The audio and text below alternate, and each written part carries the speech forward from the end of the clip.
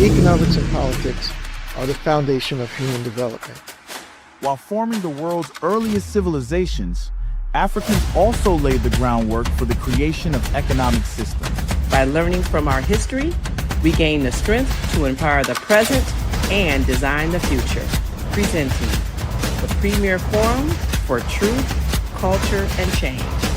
HAPI Talks. Join us as we unlock the secrets to our success.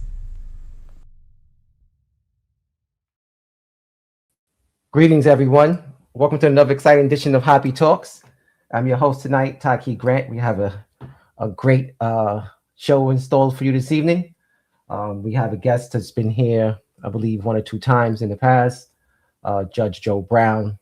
This is an individual who, how can we say, has a plethora of information, experience, and wisdom, sitting as a judge, being involved in many different circuits politically, and also really familiar with law and history. And we're very honored to have this guest tonight.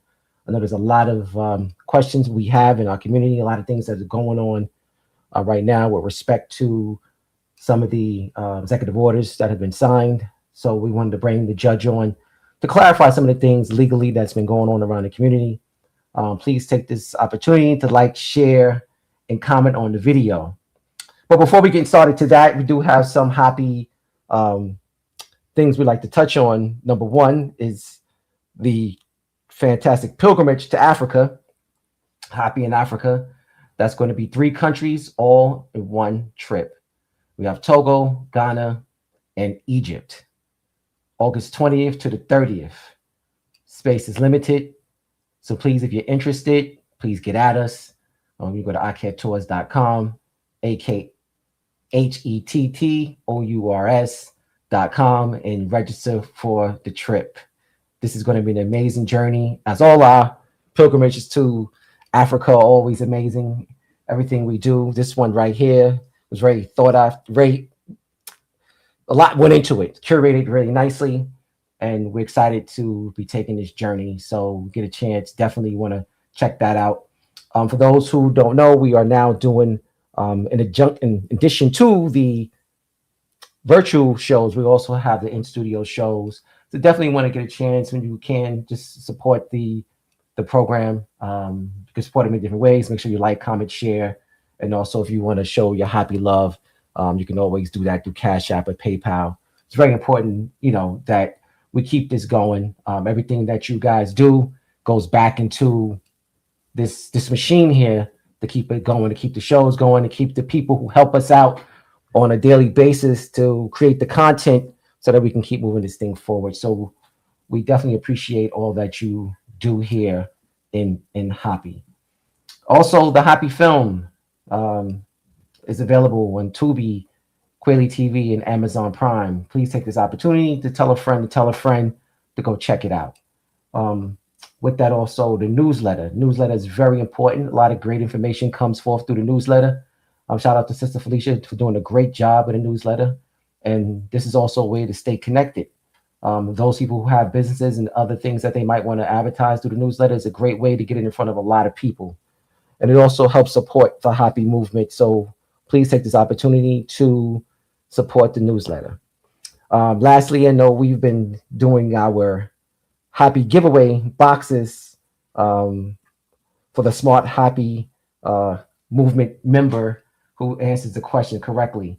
So those who are interested in getting the box, please stay tuned to the end of the show after our guest departs, and we'll do the question and reveal the winner of this particular HAPI box. So without any further ado, we'll bring on our guest, Judge Joe Brown. I'm excited for this interview. How you doing, sir? Good evening. Well, like we might have kind of lost him for a second. He'll be right back. So while he's coming back in, we'll just keep moving along. Let's see what we have in the chat here. Okay, here we go. Hey, Judge Joe Brown, how you doing, sir? All right. Here we go. So, like I was telling you backstage, I feel it's an honor to be here with you tonight. I see a lot of the, you're very busy, by the way. See a lot of the content online, and I'm always amazed by the amount of information that you have and the circles you've been in. And it's you're a gift and like I said, a wealth of knowledge for people who may not have been around in certain eras and just understand how things operate in this world. So just want to give you your flowers with that and tell you that Why, thank you.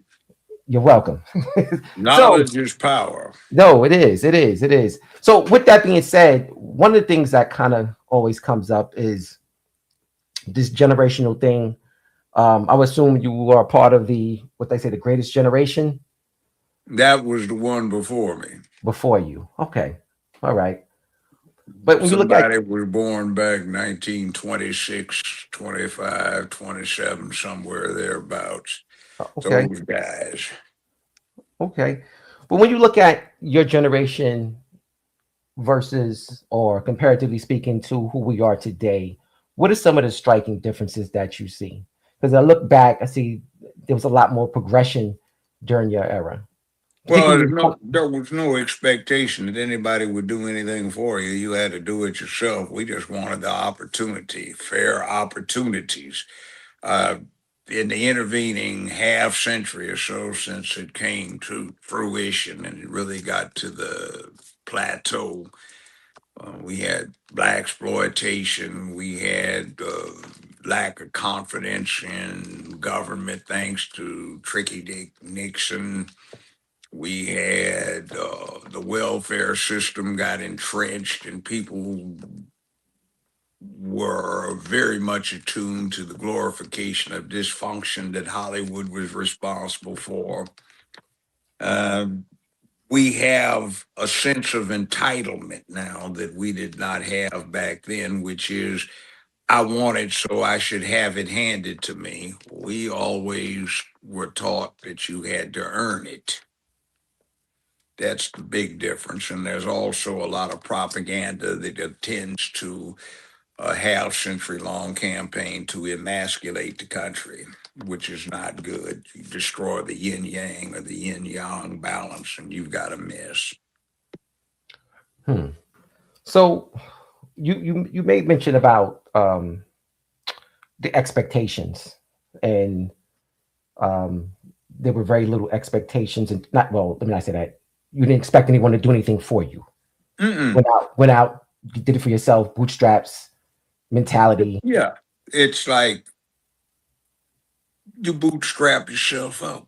Right, Like James Brown said, he kind of copied the idea. It was, I don't need no help. Just get out of my way and I'll do it myself. That kind of thing. So that was kind of it. Black power, brown power, yellow power, red power, white power. Everybody had power and you can do it.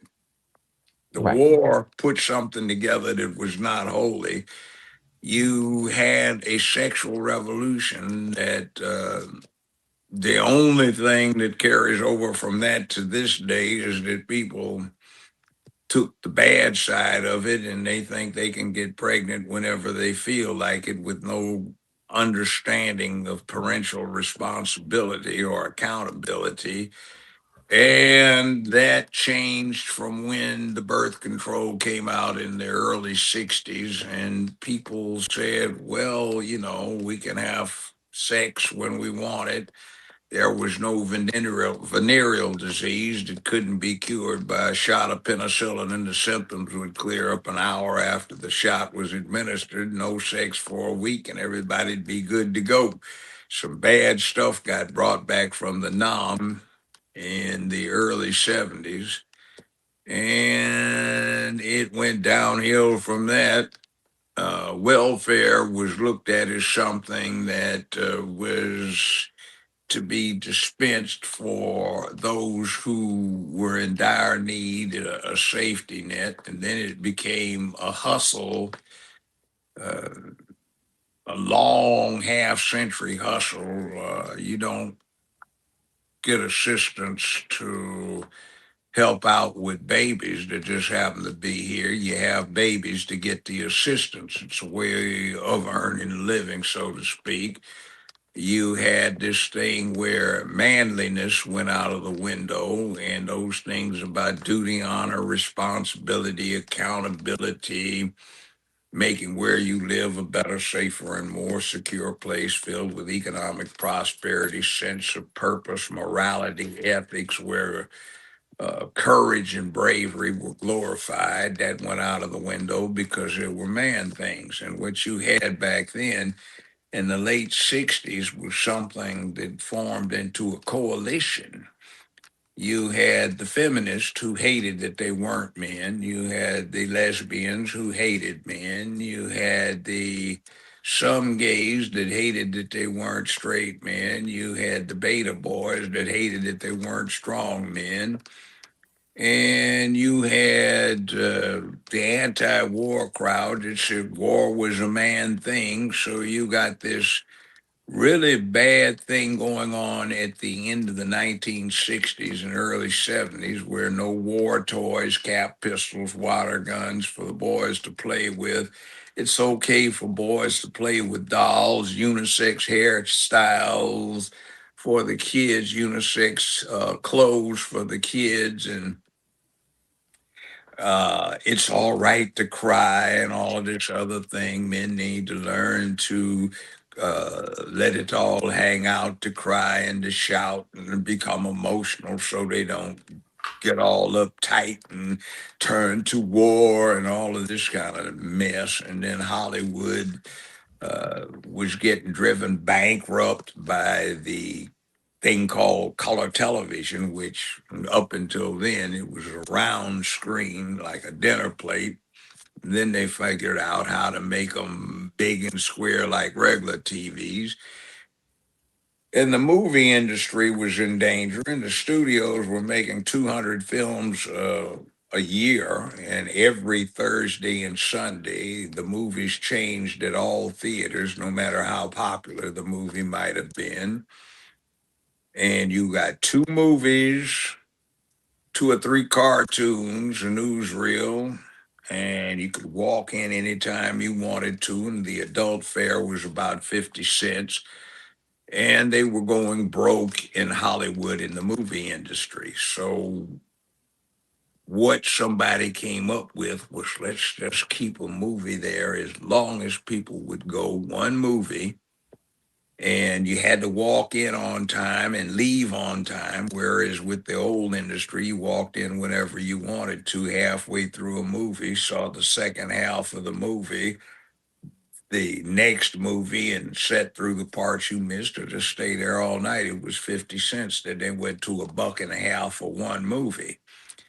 And they decided to be innovative, and they were, Chuck, what are we going to do? I mean, who can we get for a market? Well, Al, there are these guys down there, the Negroes, or do they call themselves black these days? I think it's black, or is it Afro-American? Anyway, they want to see themselves, and that's an enormous box office we need to tap, and they did.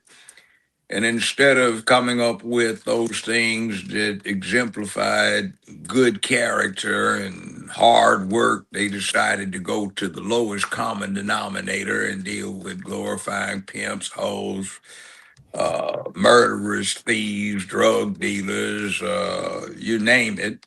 And you got, let's see, late 60s, you got Black Caesar with Fred the Hammer Williams, the former football player, starring as a drug lord and an assassin. And he became heroic, and he drives off in a limo smoking a long cigar as the sun rises. And then you got a few months later, about a year and a half, 2 years later, you got Superfly, and that just put the nail in the coffin.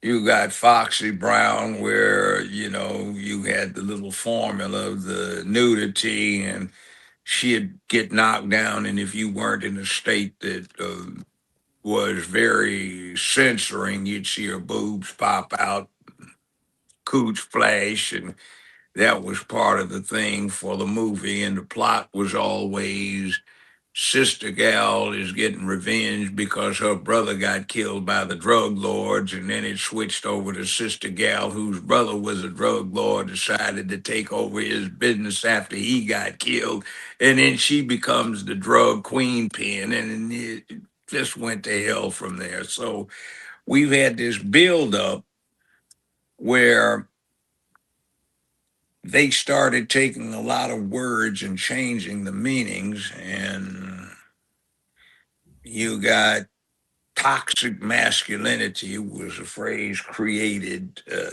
and they popularized it, and they took advantage of an old propaganda truth, which was tell a lie long enough, loud enough, you can get anyone to believe it, including the liar. So they told the same lie over and over again, and you can see it when you look at what's going on. Um, the highest grossing superhero movie of all time was Black Panther. What was behind it was ABC and Disney got sued and by the cast and crew of So You Want to Be a Millionaire. Well, ABC and Disney had been ranking everybody with that production out, so cast and crew sued them for a few $1 million. And ABC and Disney drugged their feet and appealed it all the way up in California, and then started with the feds and went all the way up the Sixth Circuit, Ninth Circuit, which is generally not prone to do such things, said we'd fix it. So instead of the 7 or 8 million the plaintiffs were seeking, the appellate court ramped it up to $580 million, and the U.S. Supreme Court refused to hear it and let the lower verdict stand. So what happens is in 2019, Walt Disney and ABC actually owed about $1.5 billion to the plaintiffs. There was no way to pay it, so they decided to go to their Negro audience and put out a movie that would appeal to them. They took Stan Lee's Black Panther and reversed the roles. They made the Black Panther into the hero and switched him to a very passive character. And they took Warmonger, who had been the villain in the comic books, and they took his character away from Black Panther in the movie and gave it to the villain. So here is uh, Kill Killmonger, Killmonger. Killmonger, Killmonger. Yeah, and he's talking Malcolm X, Martin Luther King a little bit, Marcus Garvey, Frederick Douglass, W.E.B. Du Bois, and their words are coming out of his mouth, and the audience is booing them. And the final scene shows you what it's all about. You see the women of the tribe and the men of the tribe trying to kill each other, and the women betrayed the rules of the tribe to support the Black Panther. They gave him drugs to enhance his strength, but Killmonger whipped him anyway. And to get allies, they go up and find, and this is Africa now, they go up and they find some folk living in caves where there's permanent snow on the ground, which is like these folk cavemen or something to come back and help them out. And you don't see any black men doing anything in the movie except way in the background, they are pushing carts and everything is done by the women. And the only male that's out there is a stand-in equivalent for a preacher who happens to be some kind of medicine man who dresses up in a lime green sports coat and orange slacks, looking like a fool. And it's very bad. And of course, there's nobody black in this place, which is supposed to be the most advanced technology in the world that knows how to pilot a plane. So they have a white guy who is a former CIA agent piloting the virtual fighter plane. and it's an embarrassment. So the audience is wildly cheering for the embarrassment, and a lot of black women were buying tickets 2, 3, 4 weeks in advance, and 15, 20, 30 of them would go and they'd put on their African robes and have their boys in African garb and barefoot going to watch the movie. And embarrassingly to me, Memphis led the whole country in box office, not in LA, New York, Chicago, or whatever it might be, but Memphis, Tennessee. And they made a killing, and Disney and ABC did not get some of their properties foreclosed on. And they made a sequel to it. So, you know, Wakanda too. So that's the kind of thing they were doing. And it's a subconscious one. You can look at some of the actors like Tyler Perry. Why was Hollywood so interested in having this tranny thing that Tyler Perry pushed out there? Well, if you look at the timelines, you'll see an overlap as this transsexual thing got into play. Look at Michael Jackson.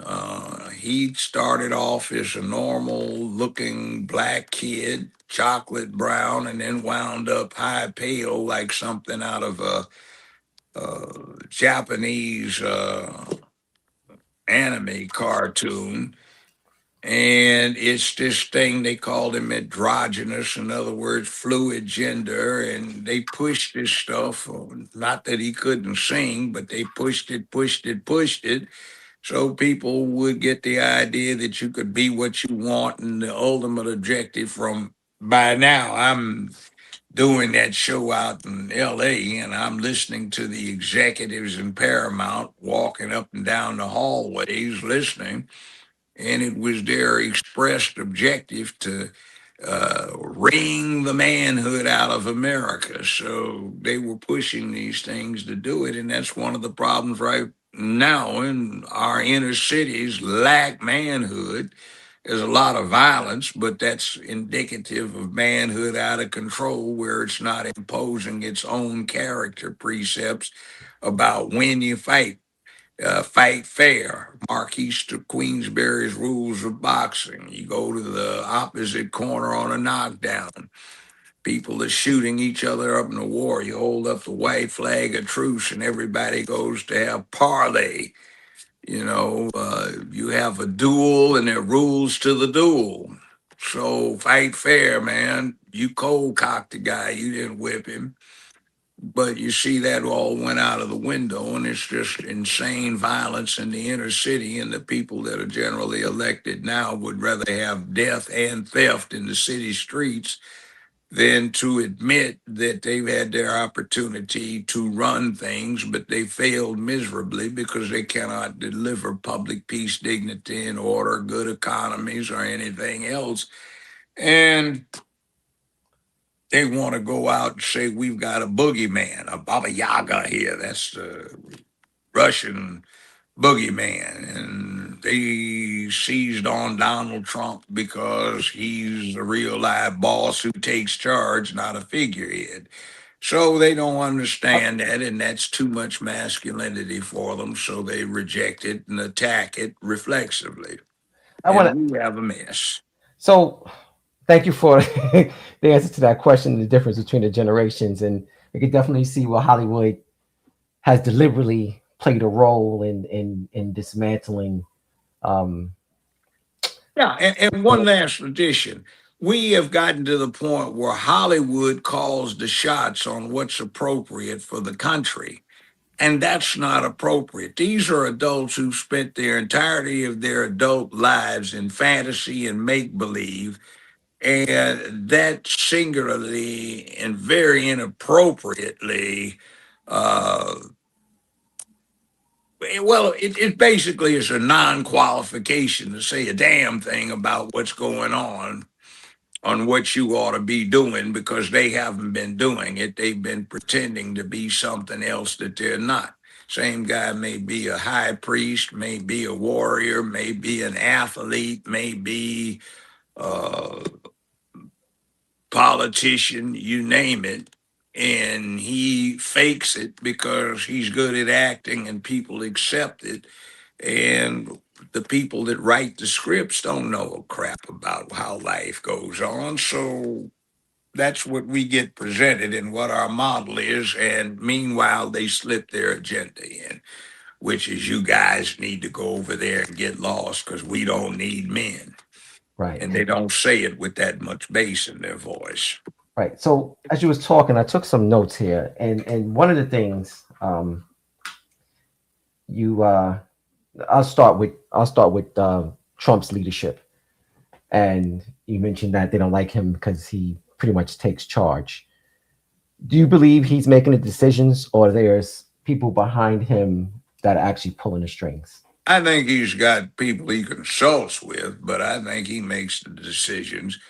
I've watched him over the years. He runs a business that he did pretty well with, and he calls the shots. The way he talks is like the people talk that I have been exposed to for decades, who take care of business and make the decisions. Right. Right. What And about he's also giving you something else too. It's a chain of thought. He talks not where he's reading a prepared speech yeah, he's written pretty much off by. he's pretty much off the dome when he speaks. Yeah, that's good. We used to see, I'm of a place and time where we used to, in elementary school, keep up with President Eisenhower. In junior high school, he was still the president, so we kept up with him. And we would watch recordings of Eisenhower sitting on a low table in front of a chart or a blackboard. And Tommy, what do you got to say over there? Well, let's see. If I recall correctly, that we've got over here in near East Germany, we've got so and so and so and so, and there's a problem because of a flow that we've got. Robert, is this right? Am I getting this right? Seeing he'd lecture like that, and he's not reading the prepared text. And we were used to that. We were used to President Truman. We had to look at newsreels of him and then rerun newsreels. And he had a nickname which was Give 'em Hell Harry. And when we kids would look at him, they'd bleep out what he was saying. But in later years, when you heard it, like one time he got mad because somebody gave a negative review to a performance one of his daughters gave. And he said, quote, tell the son of a bitch I'm coming over there and putting my foot up his ass. And he literally did and tried to kick the man's door in his office building. I was president of the United States, but see, we forgot about that. Okay. So And Eisenhower, by the way, Smiling Ike, had a reputation in the U.S. Army as having the foulest mouth in the history of the United States Army. They used to be famous for making second lieutenants, and captains piss their pants. They got so scared of him. he was more fearful than Patton. Oh, yeah. He was Patton's boss. Yeah. So when I think of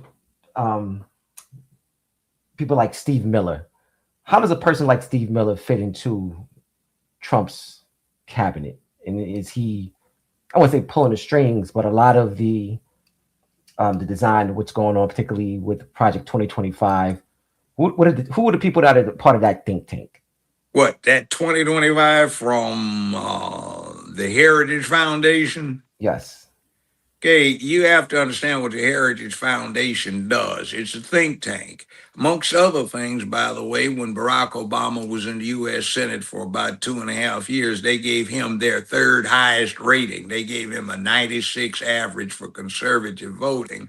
They gave somebody 96 plus and the number one person 97. That was even though Obama had the lowest voting rate in the U.S. Senate. So they assess a whole lot of stuff. So that they push something does not necessarily mean that somebody's going to go for it. It's just somebody is saying it. So if you say they support Trump, well, they supported Obama too and his policies, at least while he was in the U.S. Senate. So get your story straight. Stop trying to seize on something just because it sounds bad when you hype it up to make it sound bad. So, I listened to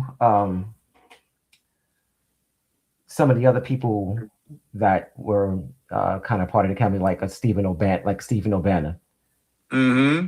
and some of the more, I guess, more right wing nationalist views, white nationalists, in terms of their policies and their thinking. Um, I know we spoke of Trump in the sense of kind of making the decisions, but there seems to be a lot of influence around him with people who may have different agendas or have an agenda more so to, I guess, in their words, kind of reclaim their country.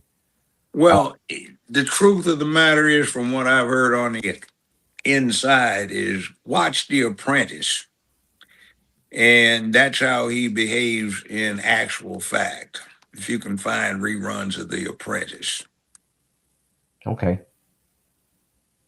Okay. Now, that will say a lot. And then there's a thing called political drama, and there's also people working for you. I used to be the head public defender for for Memphis almost 50 years ago now. And I had a bunch of employees, and some of them, they were there, but they may have done an effective job, but, they weren't speaking for you, but Uh-huh. they work for you. So you can't get rid of everybody that doesn't sound exactly like you. And if you're a good leader, you want people who disagree with you from time to time so you can hear that point of view. Listen to everybody, but that doesn't mean that you have to put it to a vote as to what you're going to do. You listen and you say, all right, I've heard everybody. We will have a decision on this tomorrow morning. I will bring everybody back in and brief them on what we will do from this point on. That's how you do it. Right. We spoke earlier about bootstraps and pulling yourself up. There's some of these individuals, they believe Black Americans um, get handouts, affirmative action, DEI, those types of things that we haven't worked to pull ourselves from the bootstraps. Has affirmative action ever really helped Black America? Yes, it has. But you see, what we have as affirmative action now is a bastardized edition of what we first came up with. I helped draft one of the first affirmative action programs in the country for education. It was at UCLA. And we knew better than to make it race based. We made it situational. In other words, if these things were in your background, then if you had prevailed over them, that indicated an special ability to succeed. We noted around the country that athletes got special consideration for admissions to various colleges and universities. Well, the theory is because they put so much time into the athletics, they did not have that full amount of time that the ordinary student had to devote to academics. So, like at UCLA or the University of California at the time, as was the case with most public colleges and universities, admission was based on a competitive assessment of aptitude test, grade point average, and or other factors that indicated an ability to succeed. Now, if you've got half an ounce of sense, you can draft things so that the people who have these other abilities indicated in the other indicia that they can succeed are likely to be the people you're seeking. And we always had a protocol. The people that you admitted should be people that maximized the positive fallout to their impacted communities by getting them a higher education, sort of it's 3 o'clock in the morning and your airhead daughter who's 17, 19, whatever, is almost run out of gas and she's getting off the freeway. Does she go into a neighborhood where the leadership is pimps, drug dealers, and thugs, or does she go into a neighborhood that has had uplifted leadership who is educated and is capable of working within the mainstream and the impacted community? See, it's obvious what the answer would be. You want the public peace, dignity, and order, and you want the community to be able to bootstrap itself. Now, how this all went to hell was some colored folk at UC Berkeley. They wanted to get into medical school and they said, we don't need that competitive assessment of grade point average, aptitude test, and or other factors because that will be a political test. Yes, it was. Remember, we want to maximize the fallout to the community. And you have somebody that says, well, yeah, I was a frat guy, and I like to party and get high.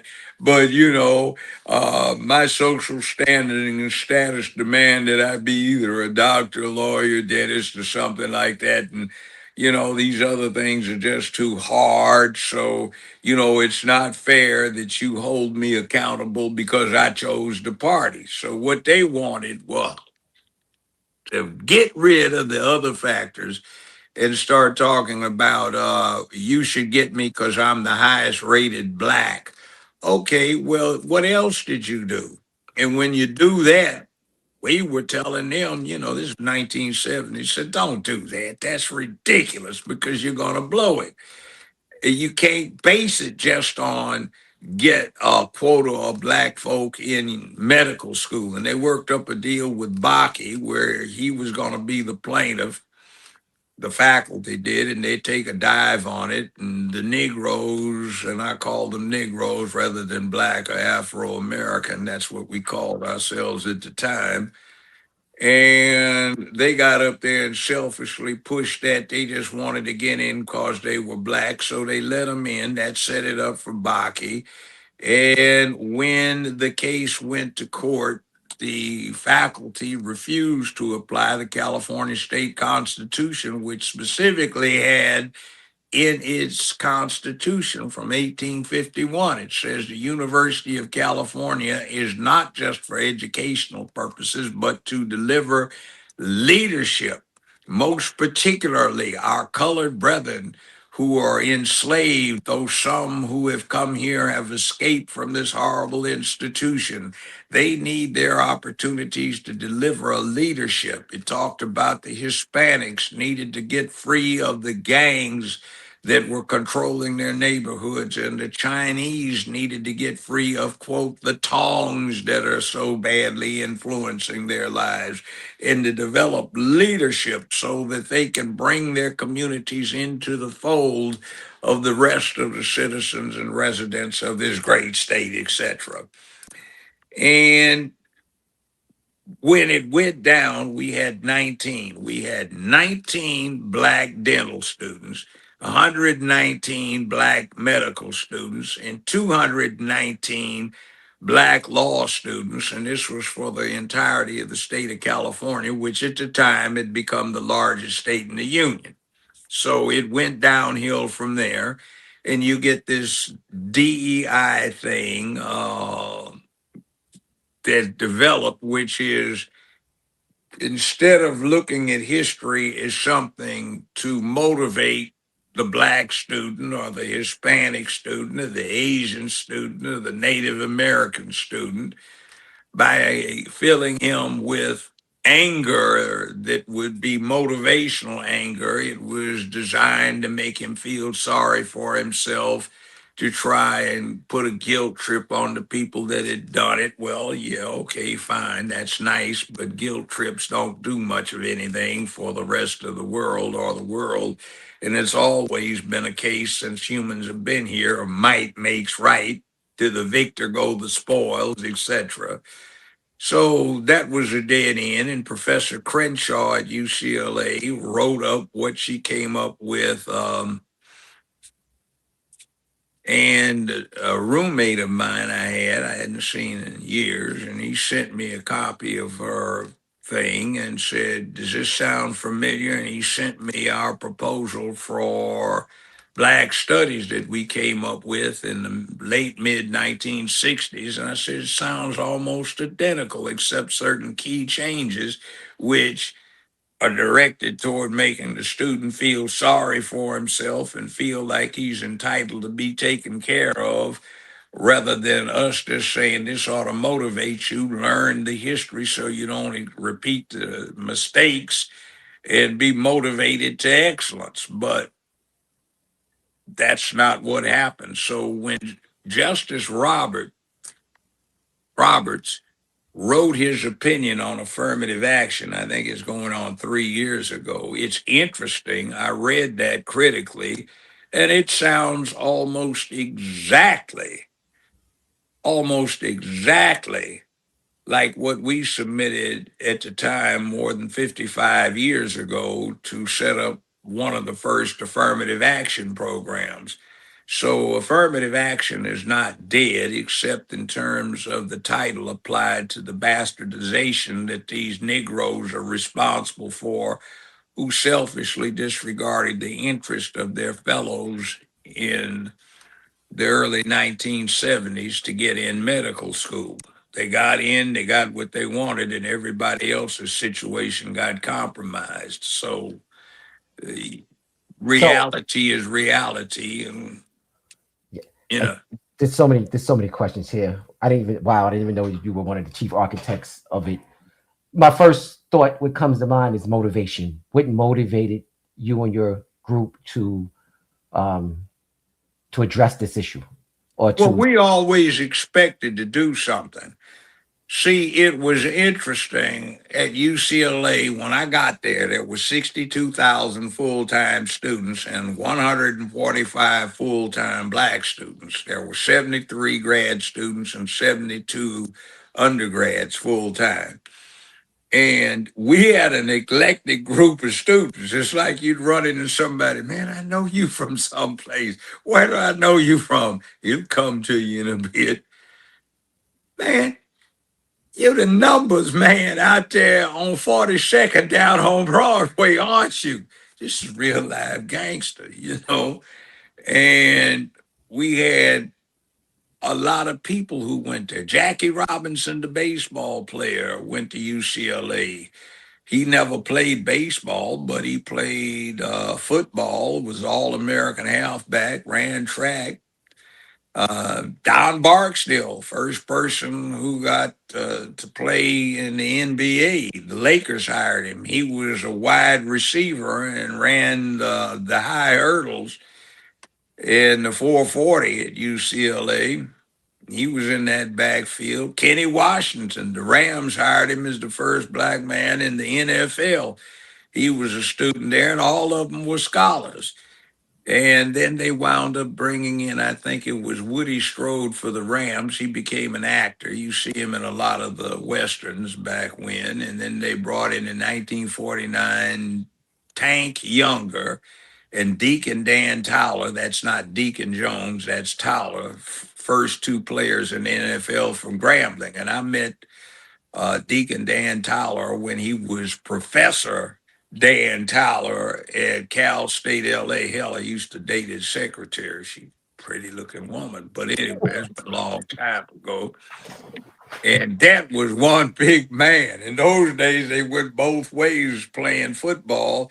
And he was a defensive end like the later Deacon, and he was 6'5" and weighed 250, but he was also the running back. And he used to say, "You should have seen Tank." Tank was 6'4" and weighed 270, and he was the fullback for the Rams and also defensive tackle for the Rams.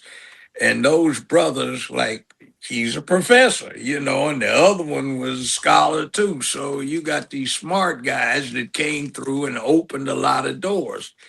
I expect everybody to come through and do that. Tom Bradley, first black mayor of Memphis. Actually, not the first, the very first mayor ever of Los Angeles when it was a Spanish colony, was a Hispanic black man.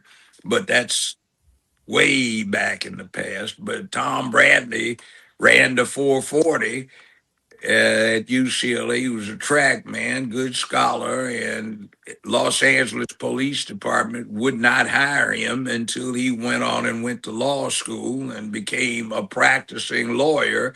Then they hired him to ride in the squad car. And by the way, he and his partner used to patrol where I grew up. And talking about black power, they would have weekly meetings where the men in the community were encouraged to come to see what was up where they lived and bring their sons so everybody could be part of this whole thing. And they tell us, like, well, my dad, they'd say, hey, look, there's a problem over on 62nd Street. If you guys want to go take care of it, we'll tell you what's going on. And if anybody asks, you were talking to Officer Bradley and myself, and that's how we dealt with community issues. So it's a different day and a different time, and the people that go through school are not W.E.B. Du Bois' talented 10th who bootstrap us up.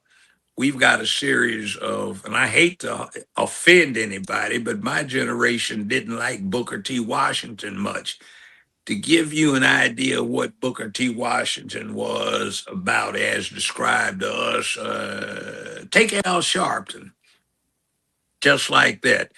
In other words, he wasn't saying anything that was particularly relevant to the black condition. And he was saying, pick up the pail, pick up the mop, be content where you are, and the white folk will feel grateful in 2 generations, and your grandchildren or great grandchildren might be given a break. And he had the job of going around and destroying the futures of any young, educated black man who dared to want to rock the boat.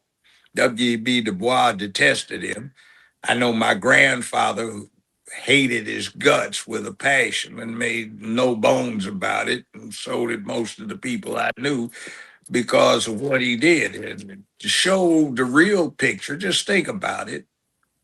Every single southern city had a Booker T. Washington high school, a junior high, or elementary school. And that was before World War One, when racism and bigotry were at their absolute worst. Now just think about it.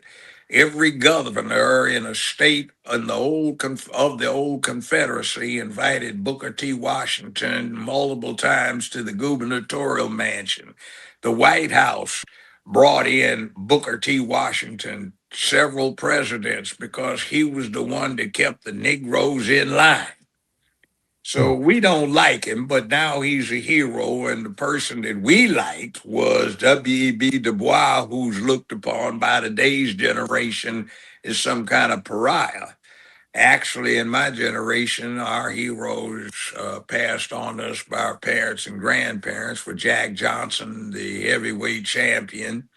By the way, that's where the Mann Act came in, and that's where that statute, why that statute came about that they went after R. Kelly and Diddy on, any event. Then Joe Louis, of course, Thurgood Marshall, of course, uh, Frederick Douglass. Whoa, that was the man. And I'm disappointed that the country hasn't shown him more respect since the 13th, 14th, and 15th Amendments have a great deal to do with him. The fact that the Civil War went the way it went without the Confederacy getting more help from Europe has a great deal to do with the campaigns he put on in Europe to keep that from happening. He helped get the 56 Massachusetts volunteers together. If you've ever seen this movie with Denzel and Morgan Freeman, Glory, that's what that's about. He helped start that. 2 of his sons were in that outfit. And when he escaped from slavery, there was a gunfight or two in the course of his long escape. So he was the guy, but we don't look at him these days. We are given this thing where everybody we're supposed to look up with is passive. And this is one other point I want to bring somebody up. H. Rap Brown. For anybody in my generation who was of age before the 60s got out, H. Rap Brown was the man. But to show the decay that came about, H. Rap Brown was betrayed by somebody that is of significance to the black community today because he started Kwanzaa. That's Ron Everett, aka is Ron Karinga, the Maulana Ron Karinga. I was one of Rap Brown's bodyguards for the week in question, and we were telling him, please do not let these folk from us have anything to do with you. But they insisted, and they took his luggage to LAX, Los Angeles International Airport. H. Rap Brown was under indictment for supposedly trying to incite riots after crossing state lines. And Karinga's folks slipped a carbine disassembled into his luggage. And in those days, they didn't run luggage through inspection centers. They just put them on. Nobody had to walk through a metal detector. And they singled it out because they were put on notice, and they busted him for being someone under indictment attempting to transport a firearm interstate. So that's what got him locked up. So we have this thing about betrayal. We have this thing about success. We have this thing about actually doing something that wasn't exactly peaceful. It was about maintaining public order where you lived. And that seems to be something that is just out of the picture now. We had the Los Angeles riots in Can, 1965, can known I, as can I the please? uprising. Can I just like wow? Let me just say this one thing Okay. on that. After that uprising in August 1965, there were only two black on black homicides for the next 18 months, and that was some Wow. woman shot a man. The burglaries dropped to zero, robberies dropped to zero, assaults dropped to zero, and the black community took charge of itself. Now, that was a healthy circumstance, and I'll leave it at that. That was going to be the end of that little speech. Shit. You said H. Rack Brown invented H. Kwanzaa. Rap Brown. Invented Kwanzaa. No, he didn't start Kwanzaa. Okay. The Okay. person that started Kwanzaa betrayed him and got him locked up by having his boys slip a disassembled carbine into his luggage. And he died recently, but he was a great guy. He could get you standing on your seat. 10,000 people would be standing, just, ready You, to do something. you also mentioned that you was his bodyguard. Yeah, for a week. He'd travel around, and everywhere he went, he'd get somebody that would do that. So I'm like, man, what haven't you done? Well, a lot of stuff. Because I'm like, I didn't know that was a part of the repertoire as well. Oh But yeah, I've done a lot. I ski, ride horses, played a little football in high school and college. I'm a PADI certified master diver. More old motorcycles, you name it. I haven't got a pilot's license, but I've done a lot of stuff. Life has been fun. It's been an adventure. so just going back to affirmative action for a minute, I think it was a couple of weeks ago, President Trump, I put an article out in the New York Times saying that it hurt good white people. What are your thoughts on that? Yeah.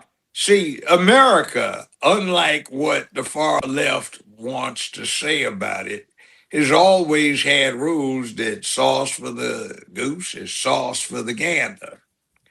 So, in other words, you can't give anybody an advantage, which is one of the hyper dangers with this hate speech stuff. You're trying to protect one group, but you wind up setting the stage for them really getting tramped on in 10, 12 years because the sword swings back the other way and it's two edged, you see. We said that back in 1966, 67, when we were drafting up our thing, which was you can't come down on anybody. Remember that. It can be remedial, but you cannot give somebody an advantage that nobody else has. But nowadays, everybody's been hyped to think that because we got done in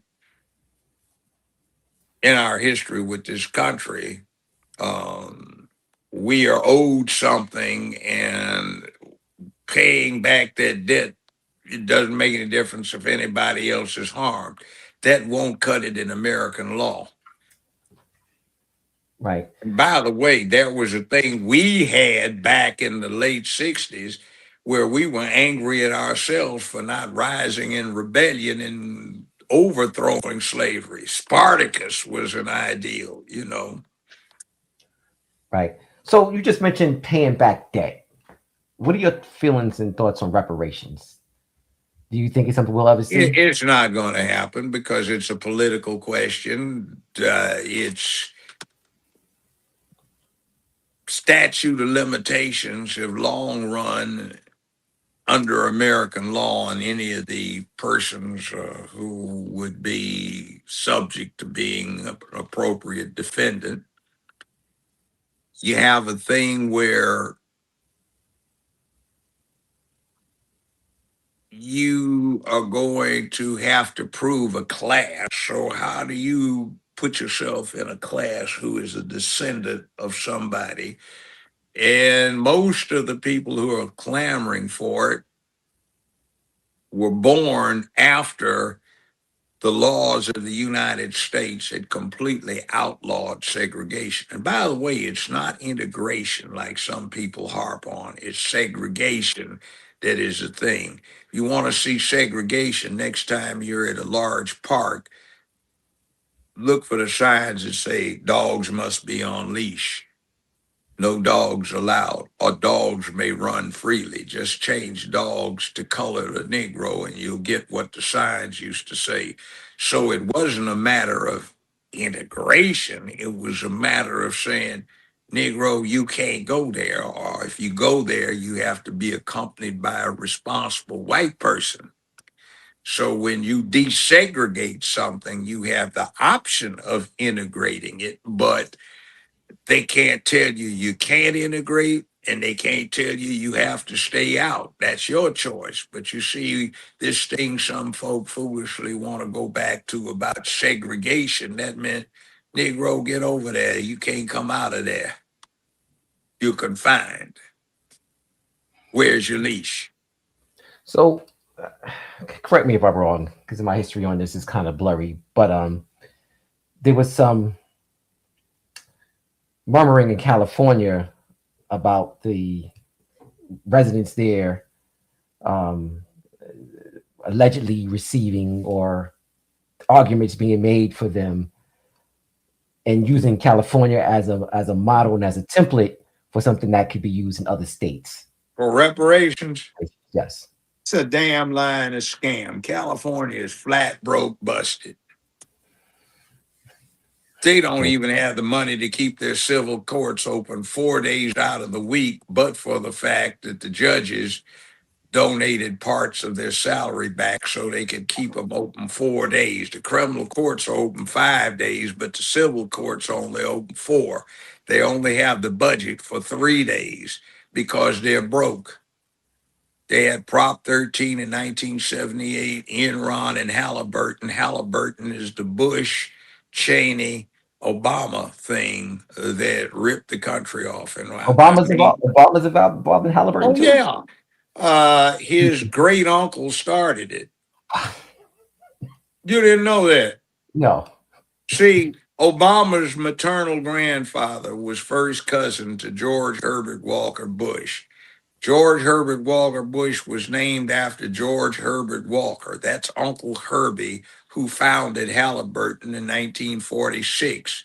Dick Cheney was his cousin because Dick Cheney was a nephew of George Herbert Walker. George Walker Bush, President Bush II, was a cousin Also, when Obama was running against McCain, the vice presidential candidate, Sarah Palin, was his cousin because she was a relative. That was also great Uncle Herbie to her. And there's a guy named Samuel Hinckley, Hinkley. Better look it up before they erase all of it because they've been pruning it, but you can find it archived. He was an indentured servant, a Huguenot Protestant in France who wanted to escape Catholic persecution, so he sold himself as an indentured servant, slave, and he got free transportation to the Americas, and he was the ancestor for 7 U.S. presidents, 1 U.S. vice president, and multiple senators, congressmen, and governors. So you had all on the political scene, you had Barack Obama, Sarah Palin, Dick Cheney, George Walker Bush, George Herbert Walker Bush, and all of them are related. And Uncle Herbert Walker, aka Uncle Herbie, had started Halliburton. And when you get through with Gulf War II, Halliburton had been trying to get the bid through with Hussein in Iraq to get the rights to exploit Iraqi oil, but the Russians and France did. So when these nebulous and weapons of mass destruction were alleged by George Walker Bush, who was the founder's great nephew, and it turned out to be bogus, well, in 2007, by that time, the shooting had died down, and Halliburton got the rights to exploit Iraqi oil without bid. And the last I checked, which has been 12, 14 years ago, if I recall correctly, Halliburton was netting $7.2 million. No, 7.2 million dollars every 7 hours of the day. It's a lot of money. Damn. And George Walker Bush made the Bush Walker family rich forever. And Barack Obama's mother was a cousin, so that's how he becomes related to them. And there was a picture out there years ago, which was interesting. It was 2 golf carts. Standing next to one of the golf carts is George Herbert Walker Bush. Standing next to him is Lolo Sotoro, who is the adopted father of Barack Obama. He was an Indonesian oil tycoon.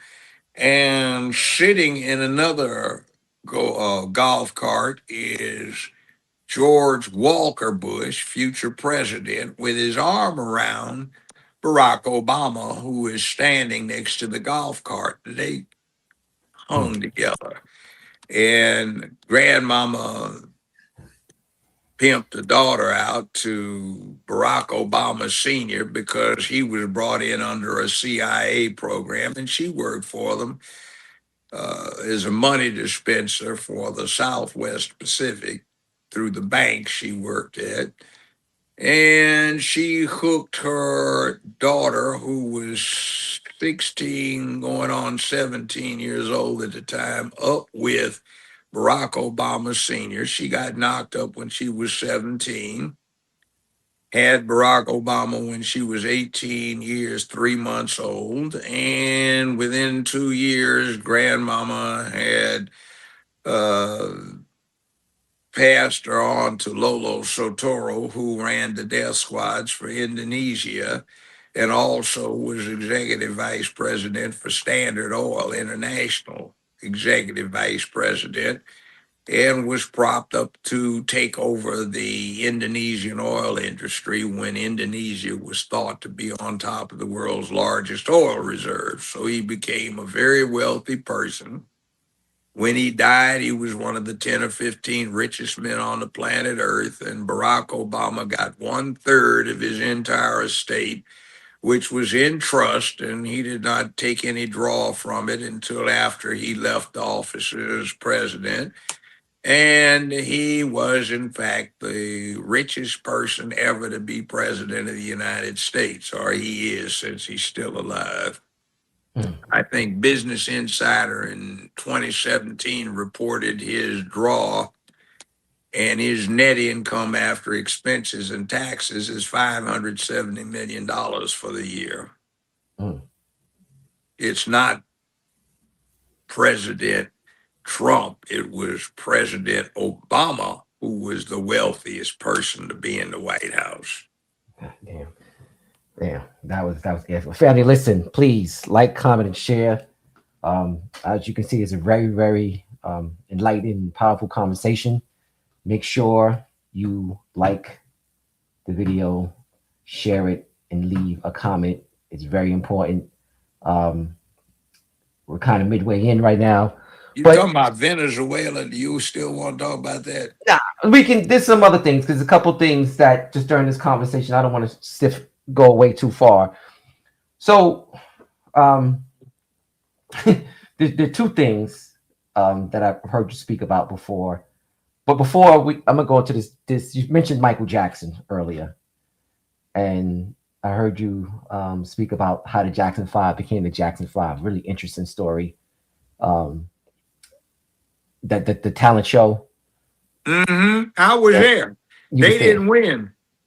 but you just for context, could you just because I think Okay, that they Watts riots went down, uprising as we called it, August 1965. The following year, they had a Watts Festival to commemorate it. They had a talent contest, and the winner was supposed to get a recording contract with Motown.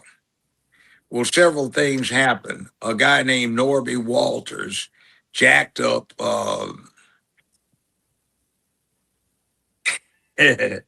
somebody that was running Motown, and the rumor was is that he got 15% off of the top. Norby Walters wound up being a neighbor of mine some many years later, an interesting character. Also, he advised me of something that I had wondered about for years. The group that won the contest, and I was in the audience, was quite similar to,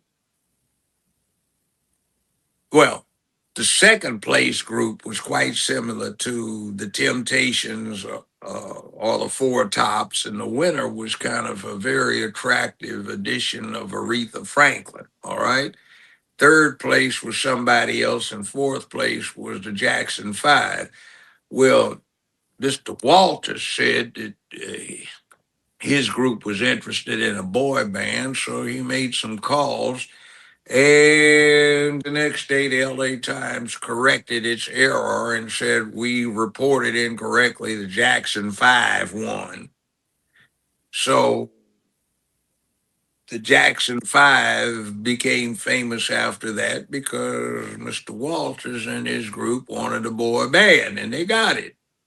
hmm. Wow, this is interesting. Hmm. So another question I have for you. We That talk. brings to one little short diversion. Uh,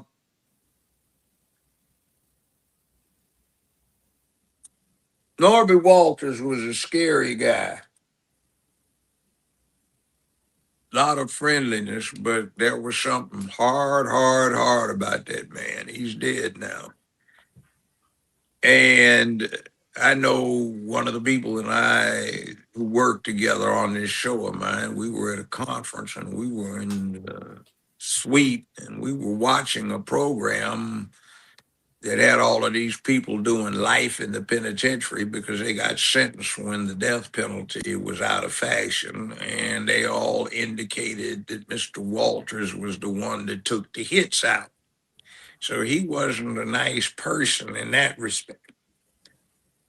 And it's interesting listening to what he had to say. But fast forwarding to today, the rap industry and a lot of what we look at is gangster rappers going against each other for this, that, and the other is just a cover for the fact that allegedly they may be laundering money. It's big money lots of money flows through the rap industry. It's a good way to disguise it so you can spend it. But if you mess up with a few cents, you're gonna have to pay the cost for that. And just let's face it, an entertainer who's into rap and his old entourage aren't exactly a bunch of certified public accountants. And a lot of the deaths that happen in the rap industry are because certain other people take advantage of that and say, "Oh wow, where's my money? Or where's our money?" And they're gonna die. Like Young Dolph, they tried to hit him in California and Florida, and they got him in Memphis. Now I know two people who have convictions because of that, but the word is that that was money laundering. Hmm. Yeah, very tragic. Good Very. cover, by the way, for all of the nonsense we do. Some people can take good advantage of it. Hmm.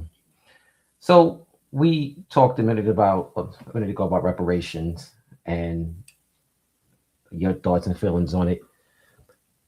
It's Juneteenth, like it's impossible without political right? making it happen. There are enough members of the Black Caucus, but the Black Caucus pushes the rainbow cult, not blackness. So they haven't introduced anything. And to give you an example of where they're coming from, about 6 years ago, if you recall, there were all these hearings about whether or not there should be a study of Black reparations. And the usual suspects put on this big clown show for 2 weeks. Well, nothing ever came of it. They did set up a study.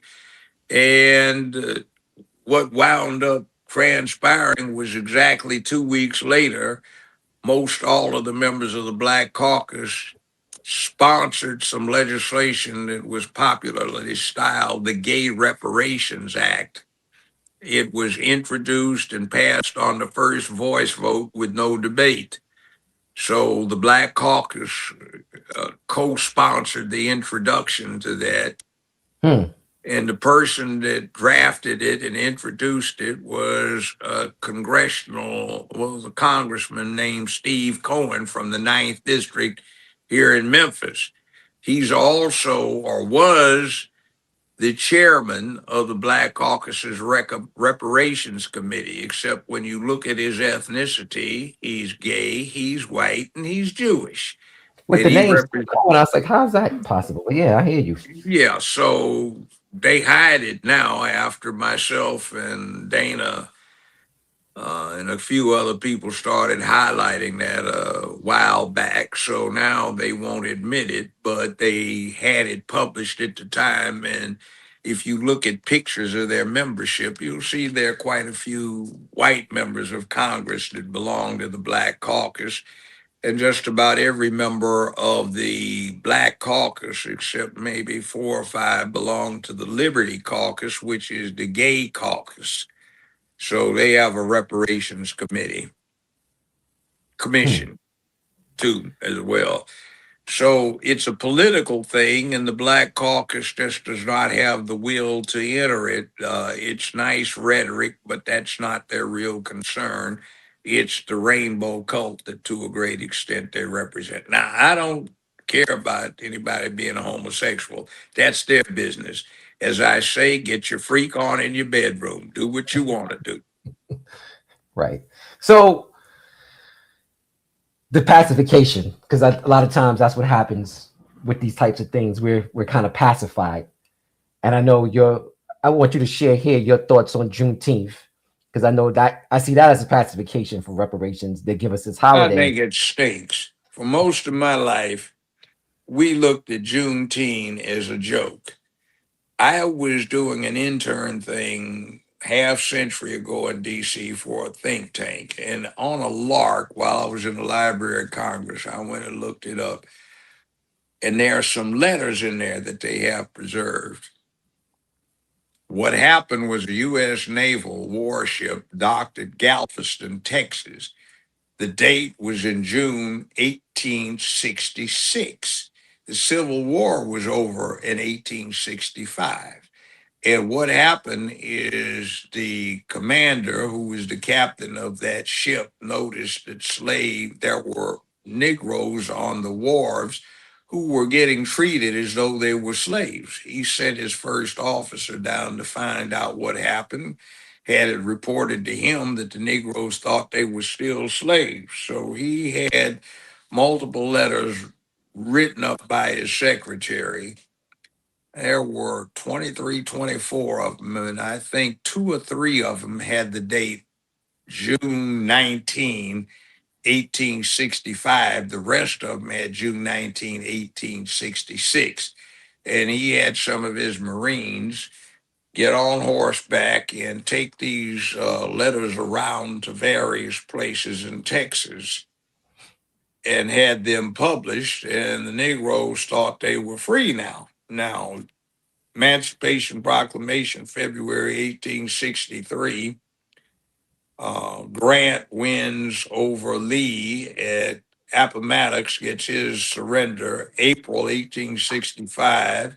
Sherman gets Johnson's surrender May 1865. Sheridan sends a detachment of black cavalrymen, mostly from the Memphis and Jackson, Tennessee area, down to Texas to inform them that they are no longer slaves. The slaves wouldn't believe their black brethren, and they stayed enslaved, according to the story we heard when I was growing up, for a whole extra year into 1866, when this naval vessel pulled up the Galveston Harbor. Now, that still wasn't the end of slavery, because some of the Indian tribes had slaves and they wound up executing some treaties to free them. Now, at that point, the 13th Amendment had been ratified by Tennessee in June of 1865, which is supposed to have ended everything, until people said, wait a minute, we have restored these 11 other states from the 10 other states from the Confederacy. They need to be allowed to vote, and that date comes in somewhere in early part of 1866. But no how, no way did what happened in Juneteenth end slavery in the United States. That just didn't happen either way you take the dates. So the fact that they're celebrating this is kind of like a joke. You get somebody, Biden, who had kept some of the worst, most racist company I'd ever seen. Larry Byrd, who was formerly Grand Dragon for the Klan, Stennis, who was an outright Southern Dixiecrat racist. You had, Faubus, who was the governor of Arkansas, that stood in the doorway of Little Rock High School, 1956, and said, as long as I'm governor, no Negroes will call foot through this doorway into this here school. And Eisenhower sent the 101st Airborne down there to clear things up. So it's interesting. So, wow. Just one last question on the subject of Homeland Security and ICE.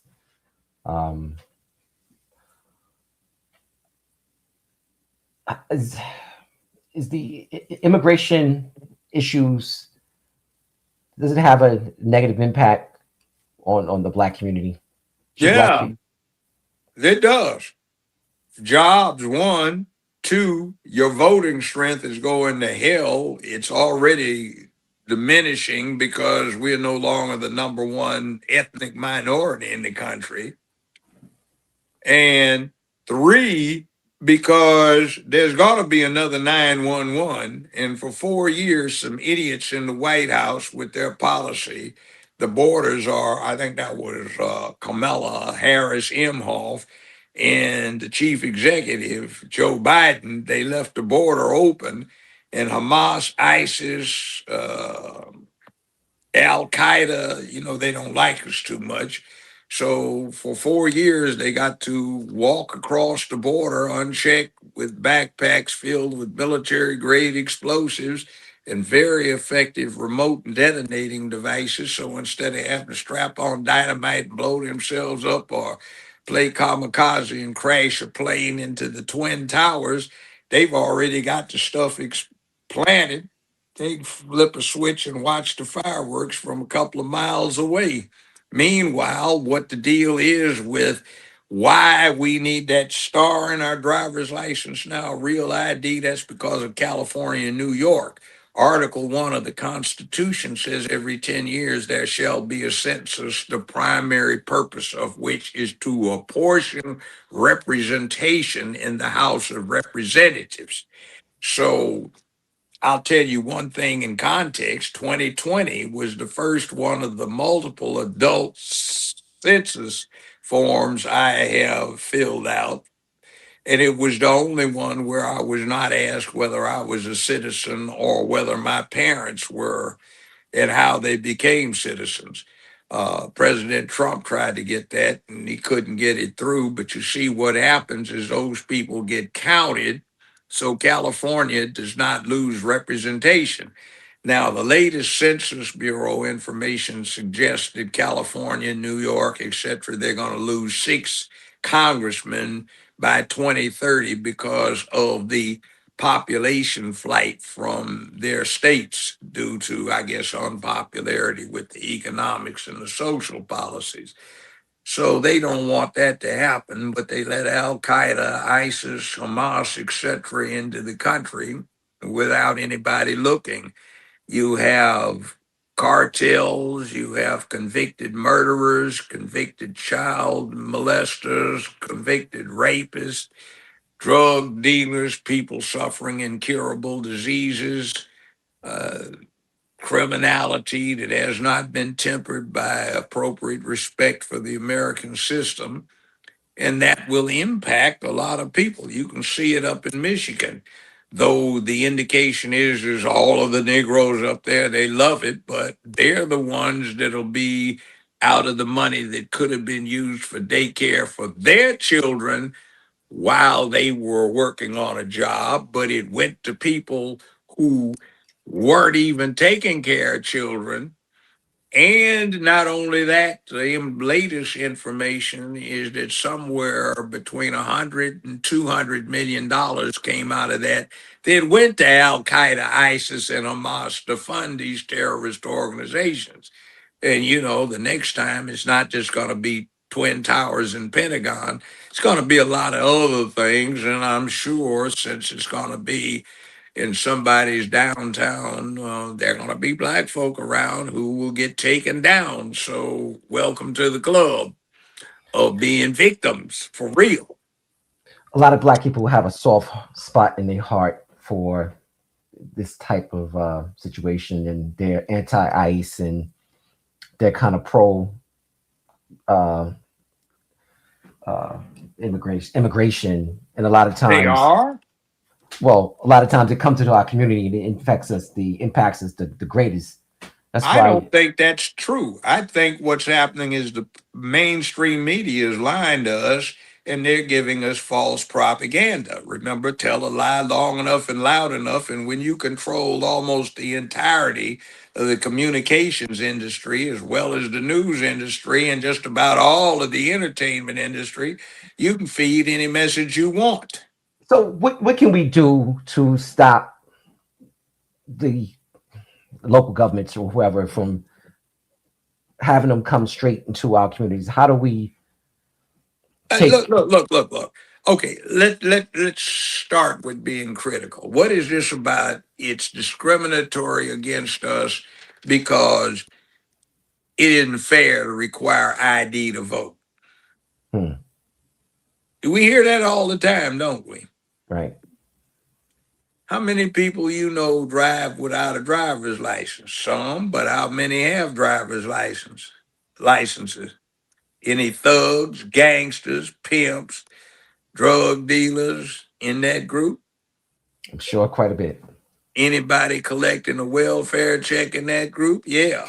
You need ID to get in to a nightclub, to buy whiskey at the bar. And, you know, a whole lot of our folk do that You need ID to get on an airplane. And by the way, we have to go through bringing out a birth certificate to get real ID, which is difficult these days because nobody wants to talk to anybody. You get to record it, press one if, press two if, press three, go back around, and they don't tell you where to go apply for the driver's license. I mean, the real ID. You got to find it if you, well, for the birth certificate. And you probably weren't born in a state where you need the ID because you live there now and you didn't live there, or your parents didn't live there when you were born. Okay, let's see. You need ID to cash your check, make a check deposit. You need ID to get in a movie theater where it's an R-rated movie or a PG-rated movie. You need ID for all of these things, and you're trying to tell me that, where everybody goes to these things somehow or another requiring the same kind of ID to vote is not a viable proposition because it's discriminatory. Well, if you can do all these other things where you need ID, the most important thing you can do as a citizen is vote. So you mean to tell me for that you are being discriminated against when you need ID to drive, get drunk, stay in a hotel? You got to show ID. So all of these things you need an ID for that people have IDs on, they want to feed us this garbage about somehow or another it's discriminatory against us because we're too stupid to get ID. See, inherent in this whole proposition is an assertion by the people that are raising it that we are inferior. Mm, It's insulting to me. I agree. So I see this mirror behind you, barbecue sauce. Can you tell us a little bit about that? Oh, yeah, Judge Joe Brown barbecue products. If you go online at the initials jjbbbq.com, we've got a lot of products advertised, chicken links, beef links, that Beyond Meat link stuff, hot, mild, spicy, smoked. We've got mild sauce and spicy. We've got seasoning powder. We've got recipes, a lot of things. You can see Tiffany Haddish. She does a commercial with me. She's an investor. Uh, if you're in Los Angeles, go to D's Original Takeout Grill on 79th and Western down in the hood. It's across from this big church. He puts it together. He civilized the stuff I'd been working on for 45 years. He's Beyonce's personal chef, or one of them. And if you deal with Amazon, you can order this stuff through, well, the barbecue sauce anyway, through Amazon. And if you are a member of Prime, you get it free delivery in 2 days. And everybody that's tasted it said it's the best thing going. It's not just some kind of ketchup, tomato sauce blend. It's really good. And there's one contest as well, and it's good for you. It's healthy. They sell it at some Whole Foods, some Sprouts, depending upon what state you're in. So you can check that out. You can also find me on X at Judge Joe Brown TV. I'm back on. They suspended me since October. They said I had too many complaints. But then when I put them to the test, they couldn't come up with a single complaint.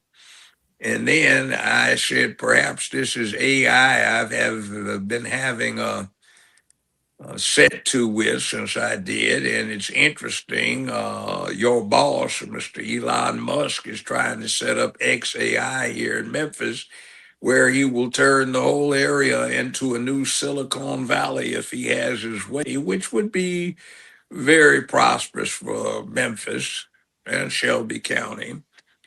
But I would have to bring to his attention that I got suspended from his, shall we say, ex venue because I was basically saying the same thing he was. Interesting. So somehow or another, all of this cleared up after that. Hmm. Wow. So, as we wind down now, is there any last remarks you'd like to have, or closing remarks, I should say? Yeah, Um, basically, what you need to do, just work hard. Success comes to those who work hard. It's not just out practicing your layups on a basketball court. It's doing layups in your mind. Get your kids sitting down at the kitchen table and doing their homework. There's no racist sitting across that table to keep them from doing it. Do your homework. You can get anywhere in the world that you're smart enough to get to.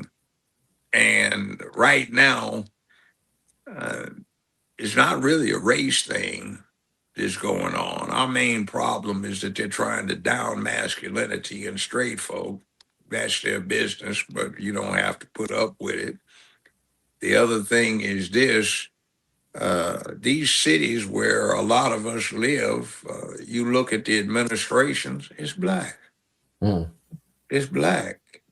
It's black. Take Memphis. They talk about white racism and white supremacy here, but the city mayor is black, the county mayor is black, chief of police is a black female, the sheriff is black.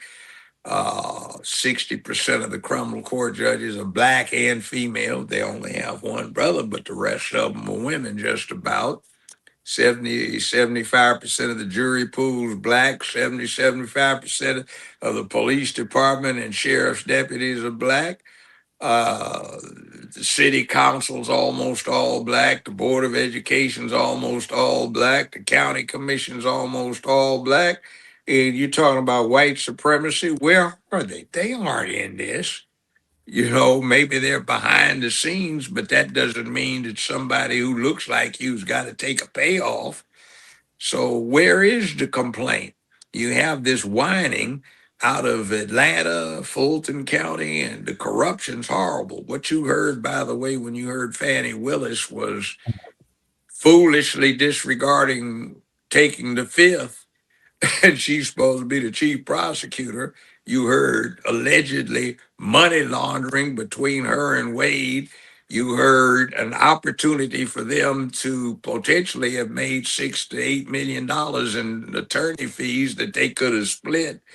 You heard about $10 million in state funds have disappeared, but she's supposed to be getting dumped on because she's a sister because she can't say where the $10 million went. That's $500,000 for juvenile prosecution. Let's say uh, 2 million for catching up on sex crime, 2.5 million to catch up on sex crimes prosecutions, and 7 million or so to catch up on past due or delinquent prosecutions. She can't say where the 10 million went to. So, I mean, we get a whole lot of rhetoric, but it's just whining, oh, they're picking on me because I am, but what are you doing? Okay, you go after some teachers for RICO, you go after a rap group for RICO, you couldn't get a bust on that one. You go after the president, and now he's going to get the money, and you talking about what it's going to cost you. You had a responsibility to protect the money interest of the people you represented, but you and Mr. Wade allegedly were trying to get away with something, so the taxpayers pay for what you did in their name. Then we find out that somebody just pled guilty for doing some election malfeasance in that election that was supposedly so pristinely fine and above board, which is turning out not to be. You go after Donald Trump for saying supposedly find me 11,000 votes, and now you got almost several 100,000 that are questionable. And then you want to say find me 11,000 votes. That's supposed to be urging the criminality, but you're the guys, remember, that have these special pronouns where you want to butcher the English language because of somebody's little ego, and it's next to absurd. It's like, wow, this is a city that black people control, and look what you've done with it. You've ruined it. Theft and death all through the city. And in Memphis is worse. We have a horrible thing here where money is just getting ripped off left and right. And people are supposed to just take it without saying anything about it. But it's white supremacy, racism that's at the base, but I don't see any of those people running it. And even if they are, it's got a black face. So what's that got to say about the black faces? That's a critical analysis that we need to have. We've got it all. It's right now. It's our job to make sure that we elect effective leadership, not somebody who talks a good game about, you down and I understand you down. No, What if you got is an affirmative policy that's going to help out getting jobs, better education for our student children, better utility services, safe streets, No a issues. place that's pleasant to live. What are we going to do about that? Those are the things that count. Right, right, right. Amazing. Well, Judge Joe Brown, thank you so much. We appreciate you. This has been an awesome experience. I'm sure a lot of people, when they go back and hear the conversation and the thing about the Obamas and the Bushes, kind of heard some of that stuff before, but the way you laid it out was beautiful. Jackson 5, the history here is just amazing and putting in context for us. So thank you. Yeah, I ordinarily wouldn't say much about this, but the number of us who know these things, we're drawing very thin. A lot of us aren't breathing anymore. So it just dawned on me that, the gates of hell are looming. See what you do to avoid them a little bit and pass on the information that's been hidden behind the doorway or in the shadows. Right. Right. So we bring you on next time. We want to talk about some of these Bilderberger and secret societies, people who are really actually running the world, or people, there's these groups we like to kind of talk about. Okay. But we'll save that. We'll save it because I got a feeling that's going to be a very hearty discussion. I think it will be interesting. I'll just point this out. There's an old phrase, one monkey don't stop no show. Yes. And when you got a whole lot of other monkeys around, you need to understand those monkeys need to understand what power they have. Right. Right. Okay. And when one of those rich monkeys can't cast but one vote, he can buy some people off. But that's not him. That's the lack of character in the ones that he bought off. That said, hey, it's interesting, Yeah. So, like I said, we enjoyed it. And thank you. Thank you. And we'll be in touch with you soon. Take care. Sir. Have a great day or evening. Yes. Thank you so much. So, family, we said it earlier. Stick around because we have to do our happy box giveaway. I'm going to bring in Sister Felicia in a minute so she can kind of lay out the box and kind of show everybody the contents of what you're winning. For those who get the question right. Hey, you just snuck up on me. So, yes, are you ready with the box? You on mute. You're muted. Listen, everybody in this chat know I'm always ready about this box. This was one of the happiest things about my job is this happy box. Okay.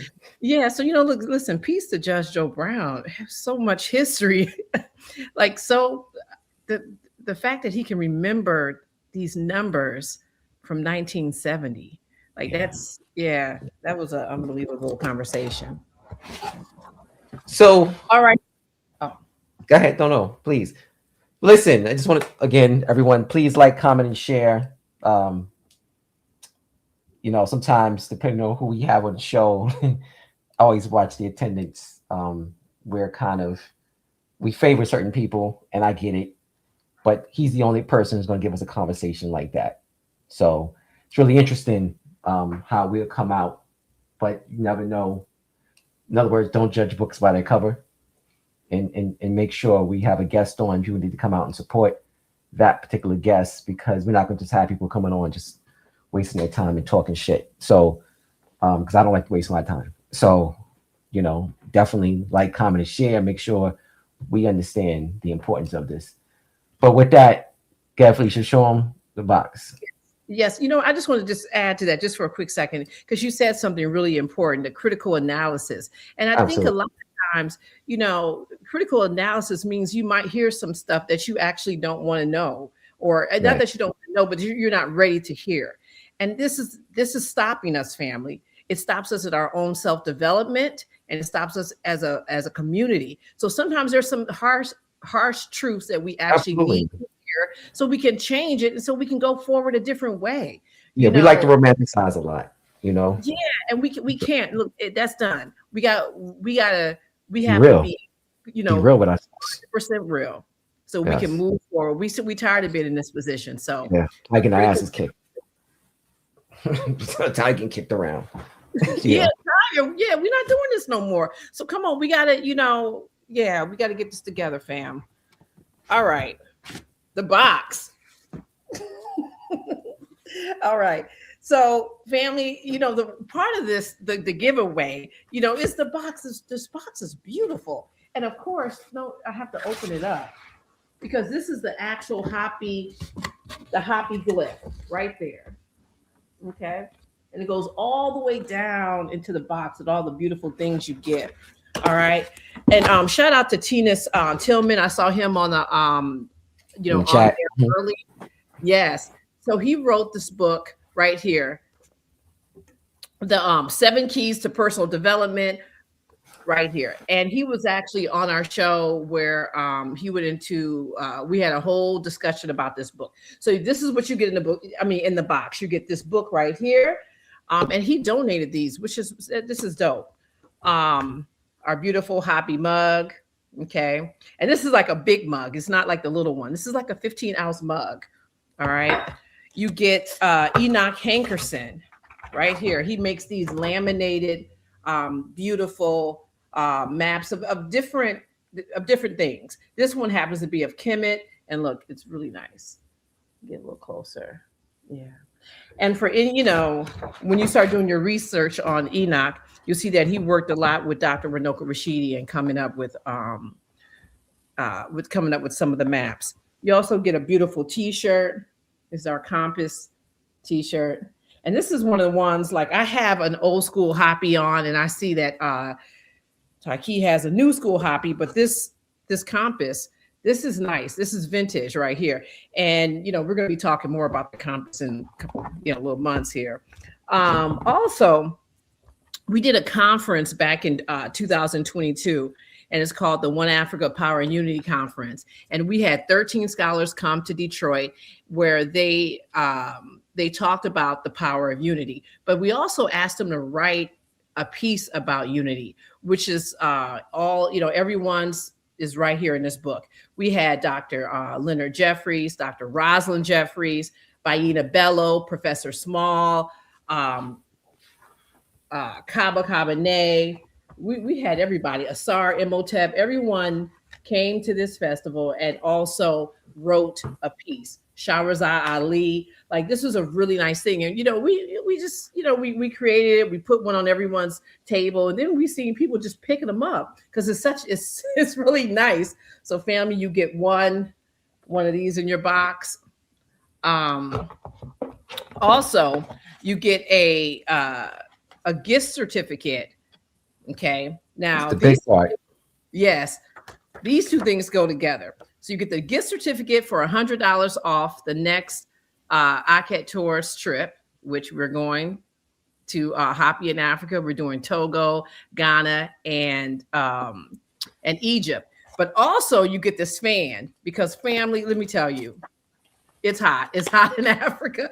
Anybody that's been to Africa know it's hot. And this is really nice. On our last trip, I saw a couple people with this fan. I was like, wow, what's going on with this fan? And I've been seeing this fan everywhere. This is a really nice, powerful fan that you will be just having the breeze on you while you are up in Africa with HAPI and your gift certificate. And then the last thing, but definitely not least, is that we have a personal letter from all three of us thanking you for being a supporter of HAPI, because that's really what this is about and why we wanted to do it. Why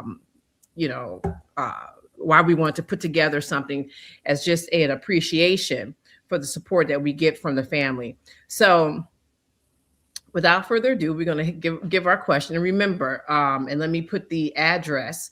This is so everyone just open up your email right now and put in the email address. That way you are ready to go when you got the answer. And we are going to send your answer to the next question to happyfilm@gmail.com. Okay, fam, happyfilm@gmail.com. All right. Now, here's the question. Do you want to give a question, Taki? Well, I mean, no, you can put it up there and read it. Okay. Right there. So what is the name of the African liberation movement in Guinea-Bissau and Cape Verde led by Amilcar Cabral? Right there. What is the name of the African liberation movement in Guinea-Bissau and Cape Verde led by Amilcar Cabral? Are you checking, Mr. Yes. Taki? Yes. All right, fam. So while we're waiting, make sure that you are liking and sharing and comment with this video. And this is like I feel like this is like a relatively easy one. Yep. We know because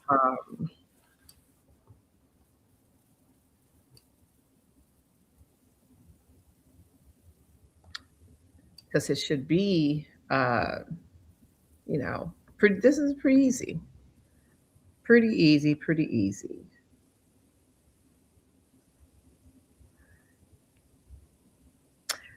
Yeah, we're gonna have to get some music. We need music in this little downtime when everybody's trying to get their little thoughts together. Like we need some music.